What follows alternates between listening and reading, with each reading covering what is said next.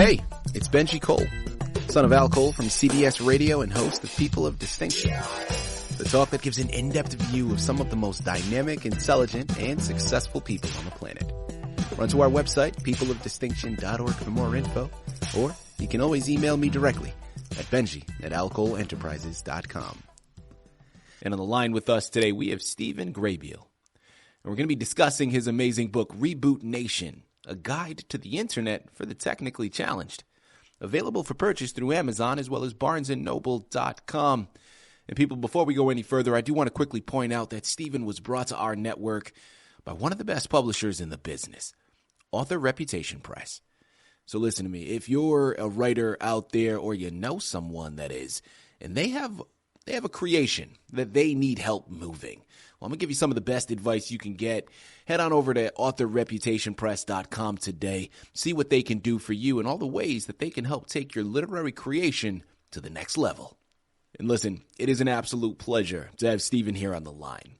By the time we finish here today, you're going to run to his Amazon and Barnes & Noble pages and purchase your copies because this is a resource that you're going to want to add to your shelf. This is a book you need to have for anybody that finds themselves on the internet, finds themselves using any type of technology with regards to the World Wide Web. This is a resource you're going to want to have. And don't take my word for it. Take Stephen's, okay? He's the expert. He's written the book. He's done the research, and he's going to be able to articulate everything much better than I ever could. So without further ado, let's bring him here with us. Stephen, first and foremost, welcome to People of Distinction, man, and thank you very much for being a guest. How are you doing today? I'm doing very well, and thank you very much, Mr. Cole, for allowing me the opportunity to discuss my book. Absolutely. Reboot Nation, a guide to the internet for the technically challenged. Mm-hmm. Listen, man, we're looking forward to it. I think what you're doing here, what you've embarked upon is profound. And as I mentioned before, I have now become pretty adept and pretty well-versed in navigating through technology and working with the internet. But I'm not going to lie. I mean, there's still things that I know that I can learn. There's still things that I know that I can improve upon. And so many people, given the generation in which that I come from, so many people that I know in my circles that I run in can also identify to that. So I think what you're doing here is an absolute necessity, and it's a pleasure to have you here with us. Now, before we go into the book, I do want to start off by learning a little bit more about your background. I do think that's important to really learn the origin story behind all this. So, Stephen, tell us a little bit more about yourself, man. Yeah, absolutely. Well, I began this venture in the internet back in the infancy of what we call broadband internet. Mm-hmm. Everyone knew what dial-up was, the annoying noises you heard when you were connecting to the internet through the public telephone network. And it was pretty slow, but it was, there wasn't quite the applications there are today back in those days. People, by and large, when they would buy a broadband connection, which is just a faster internet connection, we're just looking for a faster email because the email took forever to download. Yeah. So back in 2000, my company, Higher Speed Internet in rural New Mexico, took basically a wholesale version of broadband in a T1 and distributed it via wireless technology back in the day. And this was in the infancy of the industry. And we were able to take a simple meg and a half, if you can believe that, 1 meg and a half, and distribute it to 40, 50, 60, 100 people and give them a much faster experience back in the day than the 64 kilobit per second connection that they had. Mm-hmm. So we took this technology back in its infancy and grew it, basically putting up repeater sites and tower sites with equipment on it, and would go to the client's home and install similar equipment to deliver that broadband internet to. Yeah, a meg and a half. Boy, things have changed now. I'm delivering 100 megabit connections to the internet now. So it's been a good 23 years of doing this, and I've seen the technologies change. So my core competency is wireless, fixed-wave wireless transmission and delivery of internet to people's homes in rural New Mexico here. And 5-6 years ago, we got into delivering internet to people's homes via a fiber optic connection to the internet. Mm-hmm. So we have brought that onto our mix of skill sets that we do in delivering internet. Fantastic. Stephen, thank you very much for that backdrop, man. We're going to go to inspiration next because I want to connect the dots here. This is clearly your background, right? This is what you eat, sleep, and breathe. This is what you know. Now, when it comes to this book, Reboot Nation, what inspired you to comprise the narrative and put it out for the public? Well, through the years of delivering internet to people and such, the technology out there was such that it was glitchy. And to fix the problem of the glitchiness was a reboot, basically refreshing the stuff. And as many times as I would tell people to reboot their stuff, it just wouldn't sink in. People, even now today, you don't have to do it as much, but it's still a good idea to reboot. And you just simply unplug power to the equipment and then plug it back in after about 30 seconds to 45 seconds to refresh the system. Now, back in the early days when we were delivering this, you had to do it quite frequently because all this stuff was very glitchy. Yeah.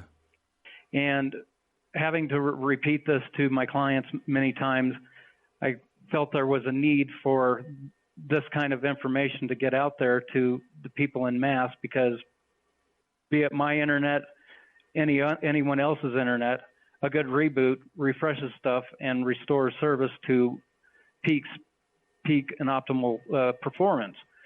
And a lot of people would call in when they were seeing glitches or slowness and stuff. And 9 times out of 10, that slowness that people may receive or the glitchy or disconnects could all be taken care of by simply unplugging the power to it. So that was the genesis of me writing this book, is to try to get people informed of what it could take to basically fix your own internet connection before you call your provider to tell them the internet's slow, because by and large they would say, and I would say, have you rebooted, meaning unplug the equipment. And when they do, things go back to normal, everything's great, and they're happy. Stephen, you are not lying. I've had a few of those phone calls in my earlier days before I figured out how to troubleshoot myself. I spent endless amount of calls contacting my service provider and figuring out where the problem was. And that was always the first thing that was suggested. Appreciate you saying that. People, again, we're here on the line with Stephen Grabiel. We're discussing his book, Reboot Nation, A Guide to the Internet for the Technically Challenged, available for purchase through Amazon as well as barnesandnoble.com. Stephen, I want to go to the next question here and talk about some more tips that you offer in the book. Now, people, I just mentioned it, okay? Amazon and Barnes & Noble are where you have to go. So if you want to gather everything, all of the helpful information, purchase your copies today. There's no way around it. But since we have you here on the line, we know about that simple method, simply unplugging your modem or your router, leaving it unplugged for about a minute or so, plugging it back in. It'll reboot the system and help refresh everything to give you a more well-oiled machine, right? To give you a faster internet connection.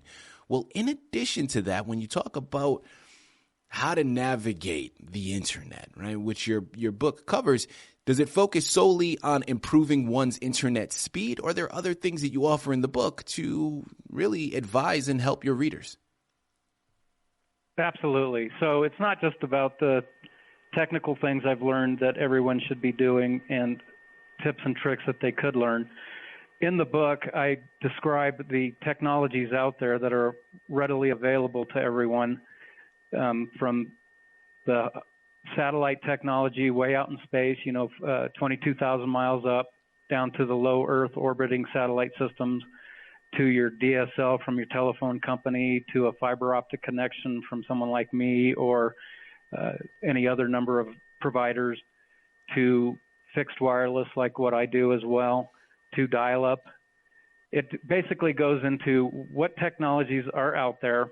It gives some advice on how to find out if that technology is available in your neighborhood, tips and tricks of how to go about doing that.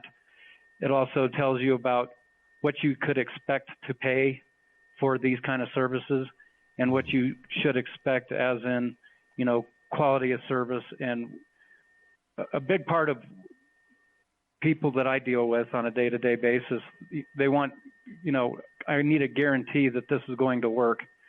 Well, when you buy wholesale bandwidth like I do, where I paid tens of thousands of dollars for that connection to the internet, those come with guarantees. On a $50 account that I sell, there are no guarantees. In my business, I call it best effort service, meaning I get up every day, monitor the network, and make sure that the internet and all my infrastructure is running the way it should. And for $50 a month, there's no guarantees. And I do not believe you will find anyone that delivers internet at a price point as such that would guarantee services and reliability and the like. Things happen, and outside of the control of the ISP, lightning strikes, typical out here in New Mexico, and I'm sure all over the country, bring stuff down. And repairing that stuff is not like instantaneous. And that's why I call it best effort, because when a lightning strike hits a tower, I'm up on that tower repairing all that stuff. And you mentioned that, this is a form of addiction, and I understand that. So when we do get hit by something like lightning, or the power company doesn't deliver power to the site as they should, I understand the frustration with it not being there. But I like to make an analogy. When you have your prized car that you've been driving and you're real proud of it, and you get in a total wreck and it's totaled, is that car back up and running 5 seconds after it's been totaled? It takes time. Yeah. And a lot of people don't realize that. And that's one of the things that I try to express in the book, the pitfalls that the ISPs go through in delivering internet.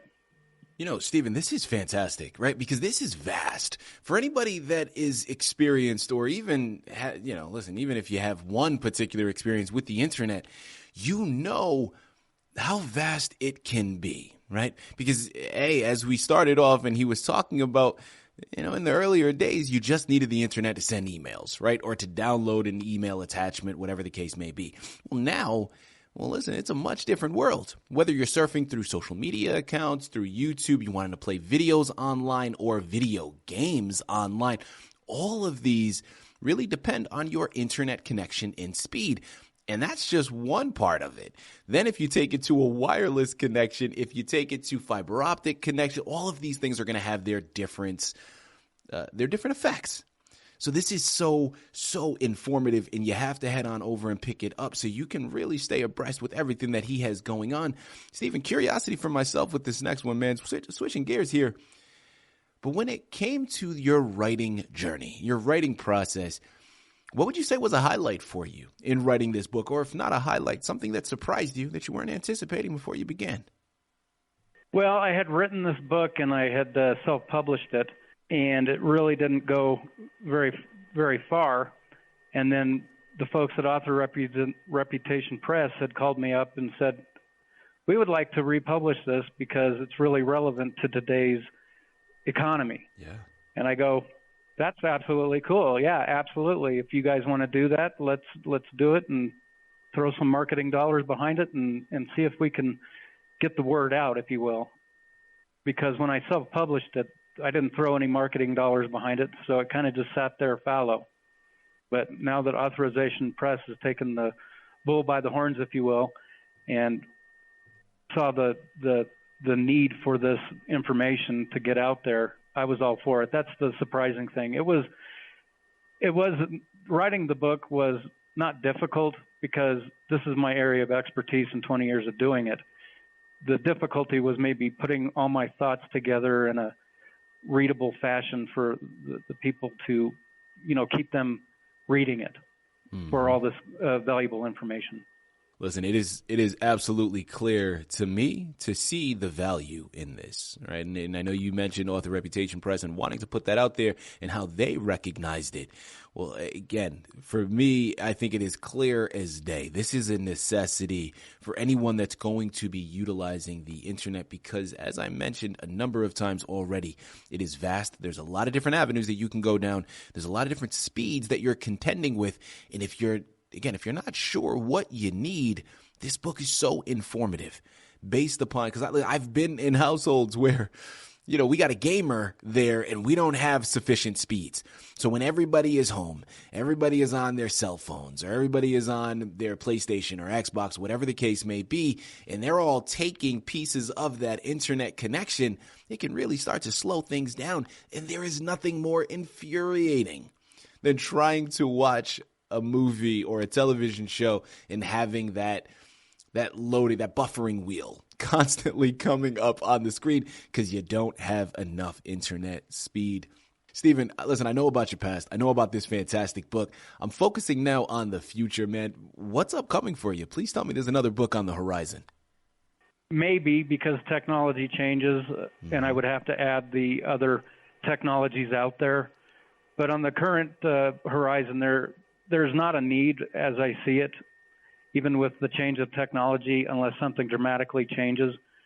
I will say that if your listeners can read the book and find out if there's a fiber optic connection close to their home and they can get that service, that will always be the fastest, most reliable source of internet. Now, I say that depending on the power company. If the power company is able to deliver a solid electrical service, then the fiber optics is the way to go by far. That's what I've learned in my venture into doing fiber optics. Oh, listen, I'm right there. With wireless, you're dealing with the spectrum, which is the radio band, if you will, and it's always being interfered with, so we're constantly having to change our channels like you would the channel on a TV to try to avoid interference from others. Ideally, if you can, the best connection is always a fiber optic connection. Yeah, absolutely. It can deliver unlimited speeds. And you brought up a good point. I like to make an analogy of what bandwidth is to water. Typically, I'll talk to people, and you brought up a good point, and people, 5 people online at the same time, and they're trying to watch a Netflix stream. Well, my analogy is like to water. So you're taking your shower, everything's going great, and then someone decides to fire up the dishwasher, someone decides to fire up a load of laundry, and then your sprinkler system goes up. Well, when all those devices turn on, your pressure at the shower head kind of drops because all these other devices are requiring the resource of water. When you shut off the dishwasher and the sink and the sprinkler system, your shower returns to normal pressure. And it's the same analogy for bandwidth. Yeah. Bandwidth being water. So when you do have multiple devices, and these devices are a dime a dozen, so the more you add to your network, the more they will consume bandwidth. And I get people all the time, well, my TV's not plugged in. Well, it is plugged in because in my network, I'm able to see the devices that are connected to help them identify where their problems are.